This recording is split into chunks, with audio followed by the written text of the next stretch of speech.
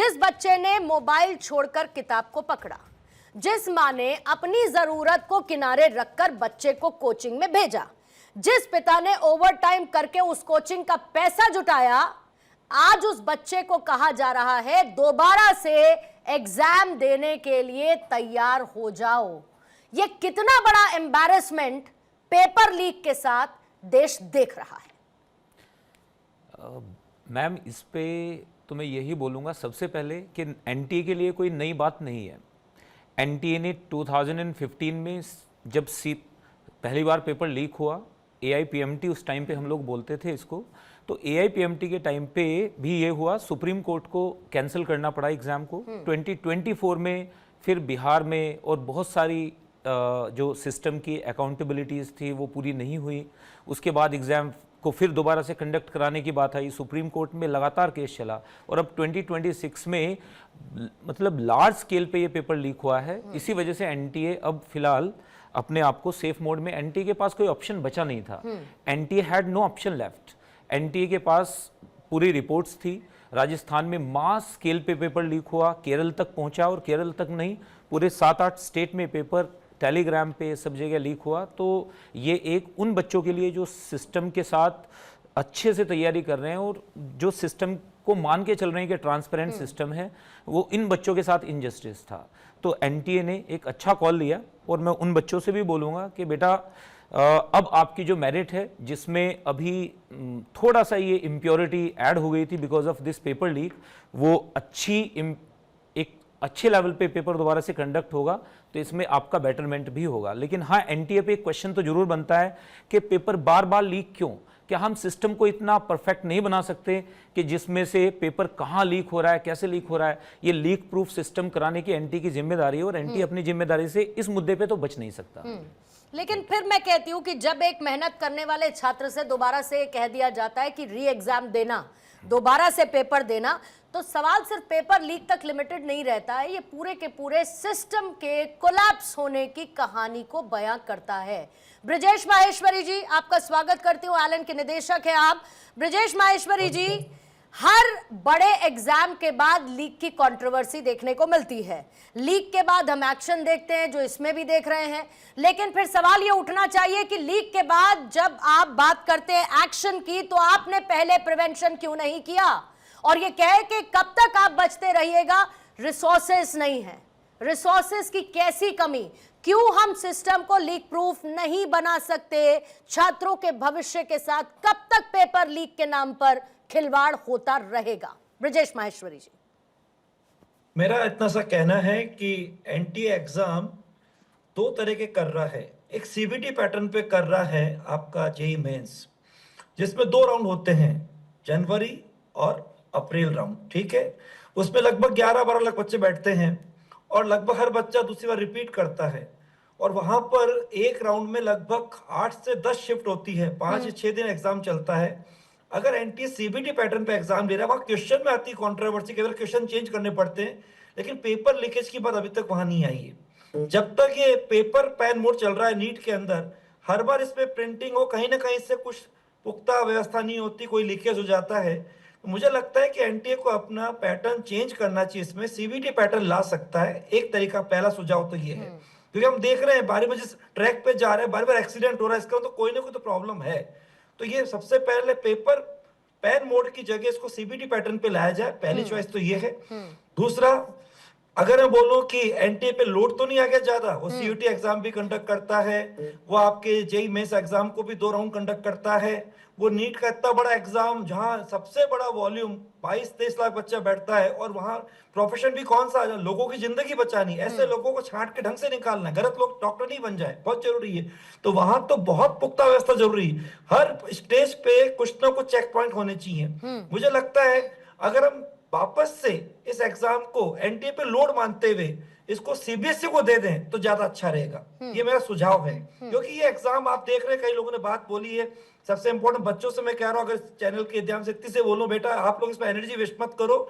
ये मान लो, कई बच्चे कहते हैं अगर एग्जाम पोस्टपोन्ड हो जाए, मान लो चलो ऐसा हो गया, या मान लो आपने बहुत मेहनत करी, उसको मैं शब्दों से नहीं बता सकता। आपका परिवार, केवल 23 लाख बच्चे नहीं, 1 करोड़ से ज्यादा लोग इससे जुड़े हुए हैं। सालों साल से बच्चे मेहनत कर रहे हैं, कितने साल लगा रहे हैं, इस पर तो नंबर अटेम्प्ट भी फिक्स नहीं है। 7 अटेम्प्ट, 6 अटेम्प्ट, 8 अटेम्प्ट, कितने साल लग रहे हैं। इस चीज को, दर्द को कभी शब्दों से बयान नहीं कर सकते। बच्चा ही महसूस कर रहा, परिवार महसूस कर रहा है। लेकिन हम सबको सबसे पहले इस बात का ये हल्का सा मानना चलेगा, बच्चों, इस बार एनटीए ने अपनी चीज को स्वीकार कर लिया, जल्दी स्वीकार कर लिया, रेस्पॉन्सिबिलिटी के साथ अकाउंटेबिलिटी मानी। अभिषेक जी अभी आए थे, अभिषेक साहब ने कह दिया, सीधी सी बात है, हम इसको अपनी गलती मान के स्वीकार कर रहे हैं। जो लोग उनको तो वो देंगे, सजा देंगे, लेकिन बच्चों तुम्हारी पढ़ाई वापस चालू कर दो। मुझे मालूम इतना आसान नहीं होता बच्चों वापस से पढ़ाई चालू करना, लेकिन कुछ देर के लिए मान लो हो गया है डिसाइड, तो तुम तो अंडरग्राउंड हो जाओ और एक अच्छा अवसर मानो, बेहतर अवसर मानो। मेहनत कश बच्चों के साथ सबसे बड़ी शक्ति ऊपर वाली, वो कभी गलत नहीं होने देगी। अगर बच्चों भी आपको इस चीज को दबा देते और रिजल्ट आपका निकलता 45 दिन बाद और कट ऑफ चल जाता जो बिल्कुल उम्मीद नहीं 670, फिर आप क्या करते? तब तक आप बहुत डीलिंक हो जाते, बहुत दूर हो जाते। तो आप तो पढ़ाई चालू कर दो। सिस्टम में सुझाव का जो तरीका बताया है उसमें अगर हम देखें, इट्स गुड टू बी, बहुत बड़ा वॉल्यूम है। Maheshwari ji, it's good to be optimistic, it's good to be positive.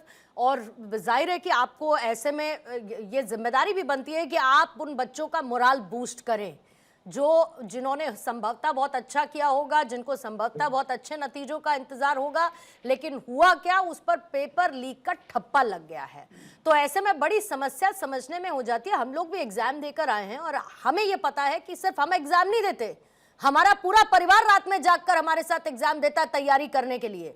पूरा परिवार हमारे साथ उसमें लगन के साथ, पूरी मेहनत के साथ जुटता है ताकि एक बच्चा अच्छा परफॉर्म कर सके और अपने परिवार के भविष्य को सिक्योर कर सके। लेकिन इसको नीरज मिश्रा जी आप कैसे देखते हैं? क्योंकि आप लोगों ने तो सीधे सीधे सरकारी फेलियर इसे बता दिया। आपने कहा कि ये तो पेपर लीक सरकारी फेलियर है। आप लोग ये भी कह रहे हैं कि केंद्र सरकार एनटीए इसके लिए जिम्मेदार है, एनटीए अपनी जिम्मेदारी भी मांग रहा है, लेकिन ये कह रहा है कि हमने बच्चों के बेहतरी के लिए कैंसिलेशन का फैसला लिया है।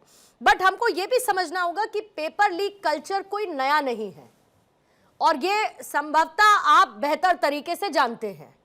इसमें किसी भी तरीके का स्ट्रक्चरल रिफॉर्म जैसा किया जाना था वो नहीं हुआ पहले भी, शायद अभी भी बेहतर तरीके से नहीं है। इसीलिए मलाई कौन खा रहा है? वो माफिया जो पेपर लीक करके अपनी कमाई करता है और बच्चों के भविष्य को दांव पर लगाता है। नीरज मिश्रा जी। पूर्णिमा जी, सबसे पहले तो भारत 24 को और आपकी ईमानदार पत्रकारिता को सलाम है, क्योंकि इस दौर में आपने नरेंद्र मोदी की जो नाकामी है उसको देश की जनता के सामने रखने की हिम्मत की, जो बहुत लोग नहीं कर पाते हैं, इसलिए आपको साधुवाद। देखिए पूर्णिमा जी, सबसे बड़ी बात है क्या, आप इस नीट के एग्जाम को ऐसे समझिए कि ये सिर्फ एक मेडिकल एंट्रेंस एग्जाम नहीं, ये उस परिवार का गरीबी से बाहर निकलने का माध्यम है। क्योंकि एक बच्चा अगर किसी सरकारी कॉलेज में पढ़कर अगर वो अच्छा डॉक्टर बनता है, तो वो सबसे पहले अपने परिवार को और उसके साथ समाज को, दोनों को उस गरीबी से जिससे वो जूझ रहा था उससे बाहर निकालता है। क्योंकि जो पैसे वाला विद्यार्थी है वो तो आज भी किसी ना किसी तरीके से इस सिस्टम को बाईपास करता है, जिसका एक तरीका आपने सामने देखा है। आप सोचिए कि ये सिस्टमैटिक फेलियर इसलिए है क्योंकि ये पहली घटना नहीं, पिछले 12 साल में रिसर्च के दौरान पता चला कि लगभग 41 बार ऐसा हुआ है जहां पर या तो कोई इस तरीके का एंट्रेंस एग्जाम या फिर कोई एम्प्लॉयमेंट एग्जाम, दोनों ही जो कि आपको गरीबी से बाहर निकालने के इकलौते माध्यम है, इस तरीके के एग्जाम को लीक किया गया है। और लीक का केंद्र हमेशा ऐसी जगहों पर बनता है जहां पर कहीं ना कहीं संरक्षण प्राप्त होता है। और माफ कीजिएगा, मैं नाम लेकर किसी पर इस पर हस्तक्षेप नहीं कर रहा हूं, क्योंकि इसकी जिम्मेदारी जो है आज सिर्फ इन 23 लाख बच्चों की नहीं, उन 41 एग्जाम्स में लगभग 2.25 करोड़ बच्चे जो चाहे वो एंट्रेंस एग्जाम दे रहे थे चाहे एम्प्लॉयमेंट एग्जाम दे रहे थे, उन 2.25 करोड़ बच्चों की जिम्मेदारी देश के प्रधानमंत्री जी को लेनी होगी। और ये स्ट्रक्चरल रिफॉर्म की बात जो आप कर रही हैं, आज हम 12 साल बाद सरकार में जब मोदी जी बैठे हुए हैं, हम 12 साल बाद की बात कर रहे हैं। आप 12 साल पहले जाके हमारी किसी भी पॉलिसी को आप कितना भी क्रिटिसाइज कर लीजिए, लेकिन आज तो देश को ये पता है ना कि नरेंद्र मोदी जी 2014 के बाद से केंद्र की सरकार में है, आज ज्यादातर राज्य सरकारों में भाजपा है, और जहां जहां ये चीजें होती हैं वहां पर कहीं ना कहीं भाजपा के लोग इसमें संलिप्त पाए जाते हैं। आपको ये समझना ही होगा, आप देश की जनता के सामने जो ईमानदार प्रयास कर जो परिवार, जो बच्चे अपने आप को बाहर निकालना चाह रहे हैं उस जस्तजू से, आप उनकी अपॉर्चुनिटी को खत्म करके कितनी आसानी से कह देंगे कि आप दोबारा पेपर दे दीजिए। अरे क्या दोबारा पेपर दें? आप अगला पेपर, पूर्णिमा जी, आप अगला पेपर जब बनाएंगे, इस बार तो 600 नंबर के क्वेश्चन बाहर थे, हो सकता है 20 नंबर के बाहर होंगे, 25 नंबर के बाहर होंगे, और फिर आप क्या कहेंगे? अरे हम लोग एवरेज आउट कर लेते हैं। तो वो एवरेज आउट करने के चक्कर में वो जो बच्चा जिसने अपनी 5 साल की मेहनत लगाई, आपने उसके 5 साल तो बर्बाद कर दिए। ठीक है, चंचल साहब मैं आपके पास आती हूं। केंद्र सरकार को घेर रहे हैं आप, घेरिए, मुझे कोई दिक्कत नहीं है, लेकिन साथ साथ फिर वही सवाल जो मैंने कांग्रेस के प्रवक्ता से भी पूछा। उत्तर प्रदेश में समाजवादी पार्टी की सरकार के दौरान ऐसे अनगिनत पेपर लीक के मामले हैं। हमें जाना पड़ेगा जड़ में, हमें यह समझना पड़ेगा कि यह माफिया कब से अपना कितना फैलाव, कितना एक्सटेंशन इसने कर लिया कि आज आसान है इस माफिया के लिए पेपर लीक करा के बच्चों के भविष्य को दांव पर लगाना। और इसकी दुरुस्ती की जिम्मेदारी जितनी आपकी है, जितनी कांग्रेस की है उनके शासित राज्यों में, या जब आपकी सरकार रही, उतनी ही जिम्मेदारी आज बीजेपी शासित राज्यों की है। करना तो मिलकर काम पड़ेगा ना, अगर हमें छात्रों का भविष्य सुरक्षित रखना है तो, और पेपर लीक होने से रोकना है तो। देखिए पूर्णिमा जी, सबसे पहले मैं धन्यवाद करता हूं कि आपने इतने महत्वपूर्ण विषय पर डिबेट कराया है, क्योंकि जब कोई बच्चा तैयारी करके नीट की तैयारी करता है तो उसके साथ उसके माँ, उसका परिवार रहता है। अभी देखो आप लखनऊ से लेकर के, कोटा से लेकर के, अगर आप देखो कानपुर, हमारे यहाँ बच्चे तैयारी करते हैं सब, उनके साथ पूरा परिवार इन्वॉल्व होता है। और आप ये भी आपने पूर्णिमा जी बहुत अच्छा आपने बात रखी कि जब कोई बेटा या बिटिया जब पेपर देने जाती है तो उसकी माँ, उसके परिवार के लोग दही खिला के उसको भेजते हैं, चलो हमारा बेटा जो है पेपर देने जा रहा है। कम से कम एक आशा, एक उम्मीद, उन सपनों को कुचलने का काम अगर कोई कर रहा है तो भारतीय जनता पार्टी की सरकार कर रही है। अभी हमारे ये साथी बैठे थे राजनीतिक विश्लेषक, पता नहीं कौन सा विश्लेषक ये जानते हैं, 1970, मुझे तो लगा कि नेहरू जी के समय से पेपर काउंटिंग गिनाएंगे, लेकिन 1970 से इन्होंने शुरुआत करा था। व्यापम का नाम नहीं लिया उन्होंने, व्यापम का मैं आपको याद दिला देता हूं। आदरणीय मुख्यमंत्री जब से हमारे यहाँ पे आए हैं 2017 से लेके 22 तक के, मैं बता देता हूं आपको। आप देखिए, सबसे 2017 में दरोगा भर्ती का पेपर लीक, 2018 में यूपीपीसीएल का पेपर लीक। सुनिए, आप भी पीछे का छोड़ा है, अटल बिहारी वाजपेयी तक मत जाइए, 2015 आ जाइए, 2015 आ जाइए, यूपीपीएससी पीसीएस प्रीलिम्स का जिक्र कर लीजिए सर। हाँ, अब मुझे तो कम से कम 120 सेकंड दे दो। बोलिए सर, मैं आपको 120 नहीं, आपको मैं 200 सेकंड दूंगी, लेकिन मैं कह रही हूँ इसकी भी फिर वही सेलेक्टिव अप्रोच से बड़ी समस्या। अरे मैडम, आपने सवाल तो पूछा तो सुन तो लो आप। ठीक है, बोलिए। अब देखो, दरोगा भर्ती पेपर लीक आपको याद होगा, यूपीपीसीएल 2018 में, फिर 2018 में बता रहा हूं आपको, 2018 में UP triple SC lower subordinate का paper leak, UP triple SC का जो है ट्यूबल ऑपरेटर का पेपर लीक, यूपी आरक्षी नागरिक पुलिस का पर्चे जो गलत बटे वो पेपर लीक हुआ, ग्राम विकास अधिकारी में धांधली हुई, बेईमानी हुई। प्राइमरी स्कूल सहायक भर्ती में आपने देखा होगा अभी तक बेईमानी हुई है, अभी तक उनको न्याय नहीं मिल पाया। अब आ जाइए 2021 में यूपी ट्रिपल एससी पेट एग्जाम का पेपर लीक, यूपी टेट का पेपर लीक, फॉरेस्ट गार्ड का पेपर लीक, सहायता प्राप्त स्कूल शिक्षक प्रधानाध्यापक के पेपर लीक, और टीजीटी पीजीटी तो करा ही नहीं पा रही सरकार। मैं आपको बता दूं, ये वो सरकार है जो टीजीटी, हम लोग जो पढ़ते थे मैडम, इलाहाबाद विद्यालय में पढ़ते थे, हमेशा रेलवे में फॉर्म लटके रहते थे, आपके आर्मी से लेकर के, सेना से लेकर के, बराबर कटरा से लेकर के हम लोग देखते थे, पढ़ते थे जब, उसमें हमेशा जो है ऑफलाइन परीक्षाएं होती थी और हमेशा ऑफलाइन फॉर्म भरे जाते थे, सारे के सारे परीक्षाएं लटके थी, पेपर लटके थे। आज हालत ये हो गई है, अभी ये सूर्या मैथिल साहब को आपको याद होगा, हिंदुस्तान के इतिहास में व्यापक एक ऐसा घोटाला है जो जिसमें 50 से ज्यादा लोगों के मर्डर हुए, हत्याएं हुई, आपको याद होगा पूर्णिमा जी। आप ऐसा अभी तक का कोई ऐसा पेपर लीक घोटाला नहीं हुआ जिसमें इतनी बड़े पैमाने पर हत्याएं हुई हो, और व्यापक घोटाले की चर्चा पूरी दुनिया में हुई।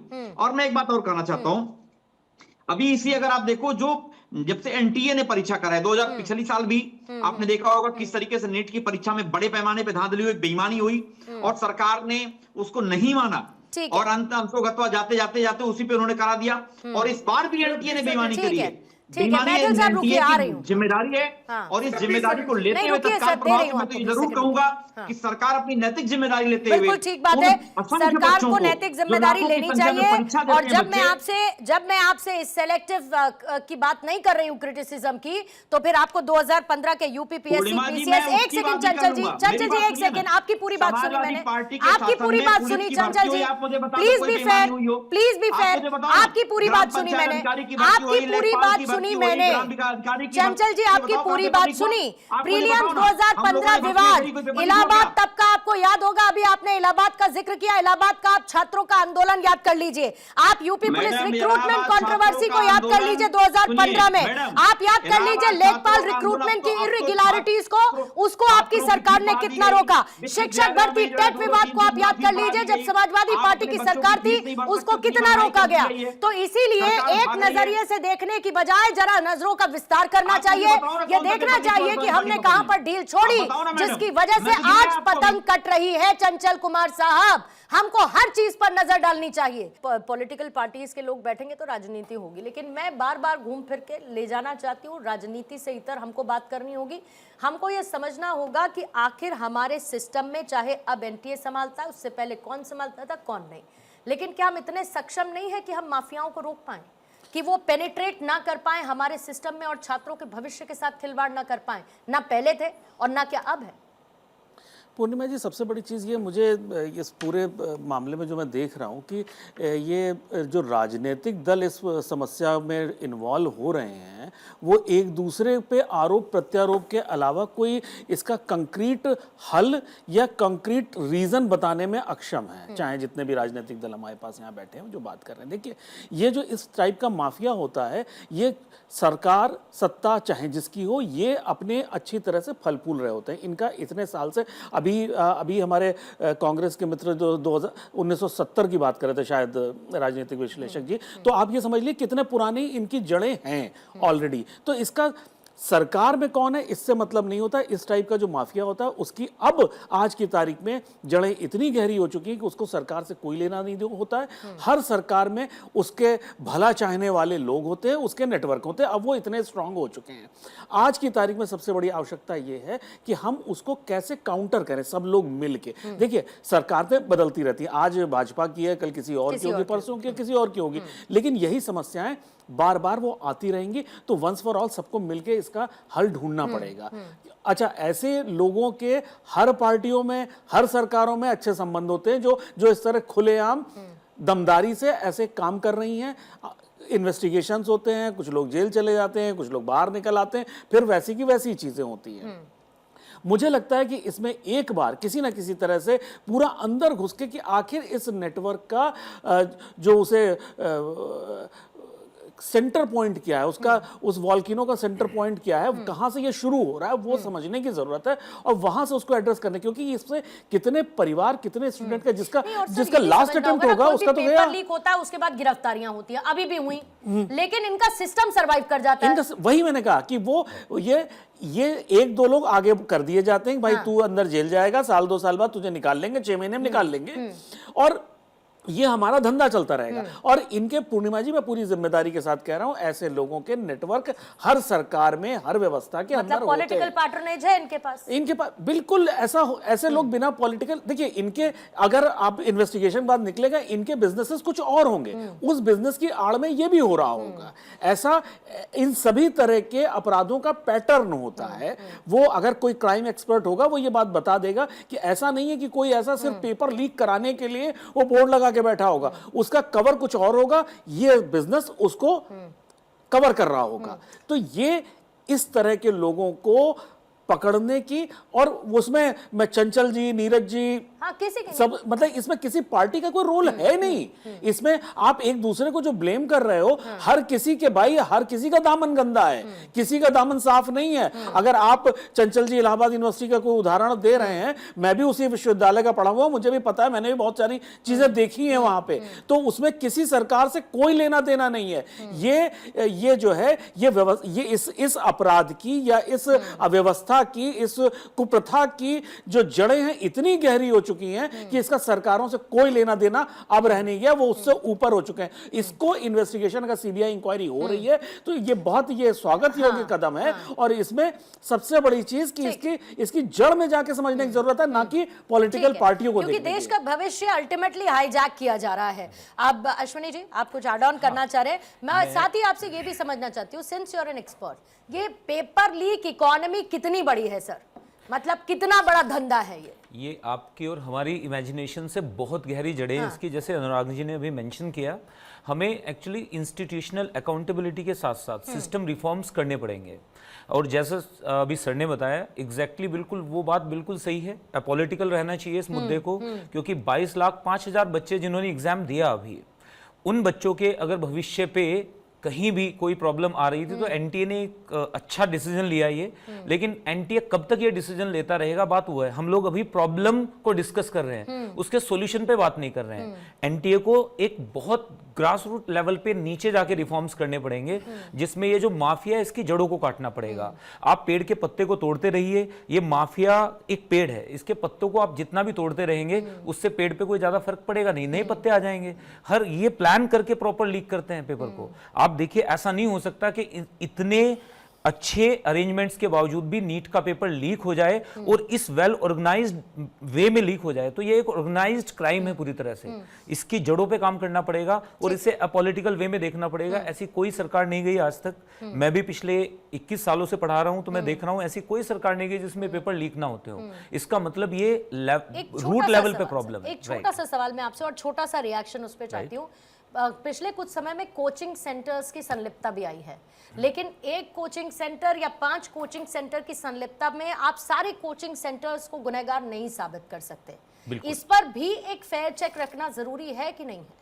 कोई भी जो नेशनल लेवल के जो मेहनत करने वाले इंस्टीट्यूट्स हैं वो कभी भी अपने बच्चों को, पेरेंट्स को या किसी भी तरह के इन चीज़ों में, मैं बड़े डीप लेवल पे I know coaching industry inside out, तो मैं इतना जानता हूं कि कोई भी अच्छे लेवल का इंस्टीट्यूट इन चीज़ों में इन्वॉल्व नहीं होता है। वो रात दिन मेहनत करते हैं, पेपर की कैसे तैयारी कराते हैं वो अच्छे से सब लोगों को मालूम है। मेरे साथ कई लोग यहाँ पे जुड़े हैं जो कोचिंग इंडस्ट्रीज हैं, वो जानते हैं कि किस लेवल पे, किस रिगरस मैनर में हम लोग तैयारी कराते हैं। तो ऐसा नहीं है, लेकिन अगर कोई इंस्टीट्यूट इसमें संलिप्त पाया जाता है तो ऐसी कार्रवाई होनी चाहिए कि वो जमानत वाला होना ही नहीं चाहिए ऑप्शन, ऐसी कार्रवाई हो that should be the example for all. Collapse long term में एक बहुत बड़ा खतरा है। हम अगर मेरिट कोलैप्स की तरफ बढ़ेंगे तो हम ब्राइट फ्यूचर कैसे दे पाएंगे, समझना होगा।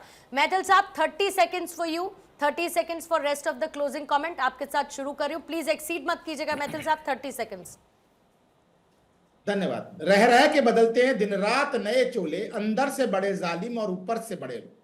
अभी आपने नैतिकता की बात सुनी होगी समाजवादी पार्टी के प्रवक्ता जी के मुंह से, तो मैं आपको याद भी दिला दूं 1992 के अंदर उत्तर प्रदेश में सरकार थी कल्याण सिंह जी की, और उन्होंने नकल विरोधी कानून लागू किया था। उस कानून को 1993 में सपा की सरकार आई और उन्होंने बदल के रख दिया। और क्या कहते थे मुलायम सिंह जी, बच्चे तो नकल करेंगे ही, अगर नकल नहीं करेंगे तो चोरी करेंगे। जिनकी जड़ों में ही चोरी और फ्रॉडई और फर्जी हो, वो इस प्रकार की बातें करते हुए अच्छे नहीं लगते हैं यहाँ पर। अनम्यूट करेंगे चंचल जी। देखिए पूर्णिमा जी, सबसे बड़ी बात जो है, आपने देखा होगा एनटीए एग्जाम जिससे करा रहा है, सीबीएसई एग्जाम कराती थी, अगर देखा होगा तो पेपर लीक के चांसेस बहुत ना के बराबर होते थे। और आपने देखा 2025 का पेपर लीक होना, 2026 का पेपर लीक होना, लगातार पेपर लीक होना। और खासकर उत्तर प्रदेश में अगर हम बात करें, कोई ऐसी परीक्षा आप मुझे बता दो जो निष्पक्ष परीक्षा हुई हो अभी तक, 2017 से लेकर के 22 तक। आप अभी हमारे समय की बात जिक्र कर रही थी, मुझे आप बताओ कौन सा पेपर लीक हुआ था, आपने नहीं बता पाया। मैं जरूर कहना चाहता हूं कि सरकार भी, आपने देखा होगा धर्मेंद्र प्रधान जी का बयान अगर आप पढ़ लीजिए पिछली बार का, पिछली बार का जो पेपर लीक हुआ था, चंचल जी आप बहुत लंबे समय से कर रहे होंगे राजनीति, लेकिन सुनिए मेरी बात, और मेरी पत्रकारिता आपके सरकार की भी है और अभी की सरकार की भी है और बहुजन समाज पार्टी की सरकार की भी है, तो इसीलिए सब लोग कितने पाक साफ हैं। चंचल साहब की बात से चंचल साहब, जहां से आप आते हैं ना, मैं वहीं से आती हूँ, कहीं ना कहीं जहां से आप आते हैं मैं वहीं से आती हूँ। इसीलिए मुझे बहुत अच्छी तरीके से पता है कि सिस्टम का हाल कितना बेहाल है। नीरज जी आपका क्लोजिंग कमेंट। आपको नीरज याद जी, होगा आपका 2000 closing comment। जो पुलिस नीरज जी, मंत्री 30 थी, seconds, please। गुजरात का कौन पकड़ा गया था? पूर्णिमा जी, हाँ। एक तो राजस्थान ने सबसे पहले इस मामले में फास्ट ट्रैक कोर्ट को सेटअप किया 2022 में, ये सिर्फ मैं ऑन रिकॉर्ड लाना चाहता हूँ। दूसरी बात ये कि इतनी आसानी से सरकारों को क्लीन चिट मत दीजिए, हमारी सरकार को भी मत दीजिए। केंद्र सरकार अगर विफल है, क्योंकि ये इंटर स्टेट नेक्ससेस हैं, इसके अंदर किसी भी एक प्रदेश सरकार की हैसियत नहीं है कि वो इसको रोक पाए। जो वरिष्ठ पत्रकार बैठे हैं, उन्होंने बड़ी आसानी से क्लीन चिट ठीक दे है, दिया। हाँ। इतने सारे लोग आज सफर कर रहे ठीक है। हैं, इसके लिए प्रधानमंत्री जी को अपने नेतृत्व क्षमता उन्होंने दिखानी क्लीन होगी। चिट ना देके और उनको उन्होंने ये बताना कहा है, कि तेरी उन्होंने ये गलती बेबसी ज्यादा दिखाई या कि- मेरी गलती कम की बात नहीं होनी पूर्णिमा चाहिए, जी, इसका ओनर सबको पूर्णिमा लेना जी। होगा। मेरे पास टाइम 30 सेकंड्स का ही था नीरज जी, इसीलिए मैंने टाइमर रखा था और उसके बाद मैंने अपनी बात रखी है। So I am being very fair, इसीलिए मैं कह रही हूं। और वो यही कह रहे हैं कि ज्यादा ये मत सोचिए कि आपकी गलती कम, कि उनकी गलती ज्यादा या उनकी ज्यादा आपकी कम। ओनर्स कलेक्टिवली लेना पड़ेगा, क्योंकि छात्रों के भविष्य का सवाल है, जो मेहनत करते हैं और जिनको अपने भविष्य से बड़ी उम्मीदें हैं।